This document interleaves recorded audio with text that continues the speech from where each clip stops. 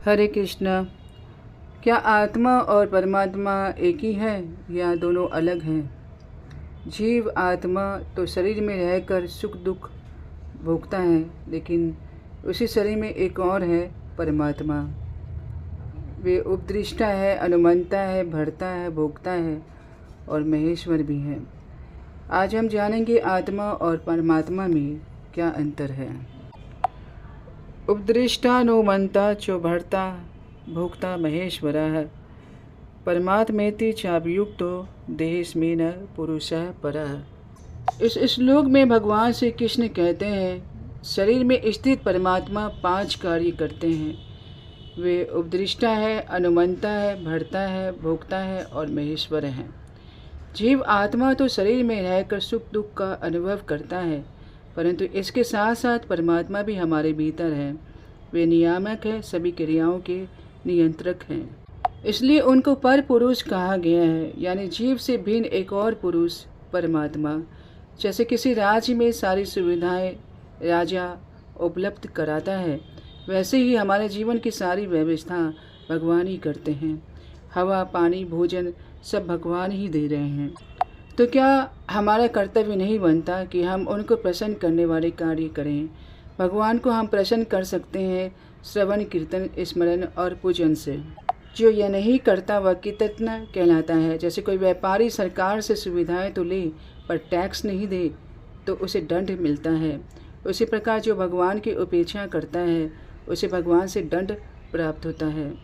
लेकिन यदि वही व्यक्ति भगवान की सेवा करे तो कल्पना नहीं कर सकते कि भगवान कितना असीम लाभ उसे देने वाले हैं।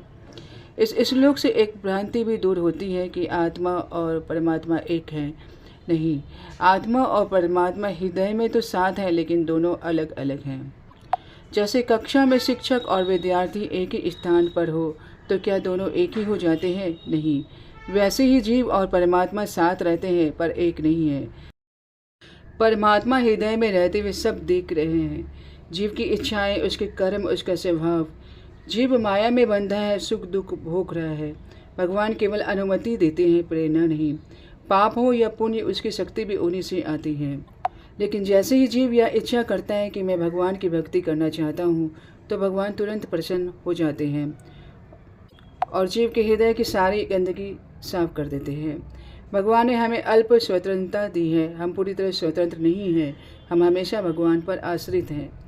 अब यही अल्प स्वतंत्रता हमारी परीक्षा है। यदि हम उसका दुरुपयोग करें तो दुख मिलेगा, और यदि सदुपयोग करें तो यही हमें असीम सुख और भगवान का प्रेम देगा। जड़ पदार्थ को स्वतंत्रता नहीं मिली, इसलिए वह कभी भगवान से प्रेम नहीं कर सकता।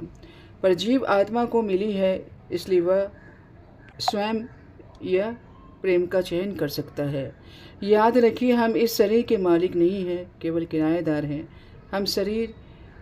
हमारा शरीर हमारे पास उतने समय तक के लिए जब तक हमारे कर्मों का बैलेंस बाकी है। जैसे ही पूरा हो जाएगा हमें शरीर छोड़ना पड़ेगा। तो आइए, जब तक यह अवसर मिला है, हमें अपने जीवन की अल्प स्वतंत्रता का सही उपयोग करना चाहिए और भगवान की भक्ति करके अपने जीवन को सफल बनाना चाहिए।